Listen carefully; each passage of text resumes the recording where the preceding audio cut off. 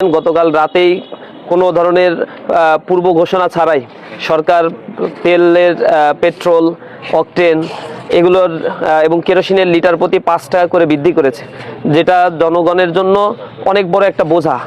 42 দিন আগেও তারা অনেক দাম বাড়িয়েছিল, আবার 42 দিন যেতে না যেতে আবার তেলের দাম বাড়ানো হলো। এখানে বলা হয় যে বিশ্বের যখন তেলের দাম বাড়ে তখন আমাদেরও বাড়াতে হয়, কিন্তু দুর্ভাগ্য হচ্ছে বিশ্ববাজারে যখন তেলের দাম কমে তখন বাংলাদেশে তেলের দাম কমে না। একবার যদি বাড়ে তো জনগণের কপাল পুড়ছে, ওই টাকা তাকে সারা জীবনই দিতে হয়।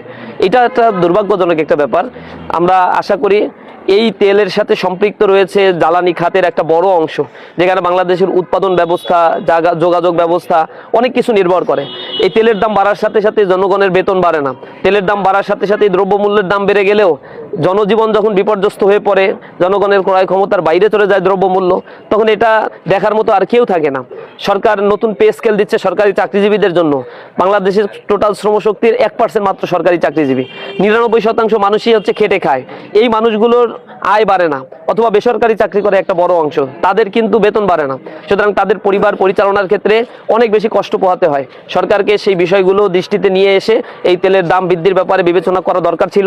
এই জাতীয় অনৈতিকভাবে যদি তেলের দাম বারবার তারা বাড়াতে থাকে, এবং এই ক্ষেত্রে সরকার ভর্তুকি দিয়ে জনজীবনকে স্বস্তিতে ফেরত নিয়ে আসার জন্য তার পদক্ষেপ নেওয়া দরকার ছিল।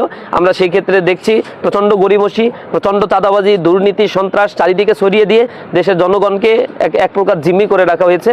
আমরা তীব্র নিন্দা জানাই। আমরা আশা করি অনতিবিলম্বে সরকার তার এই সিদ্ধান্ত পুনর্বিবেচনা করবে এবং তেলের দাম জনগণের ক্রয় ক্ষমতার মধ্যে নিয়ে আসবে।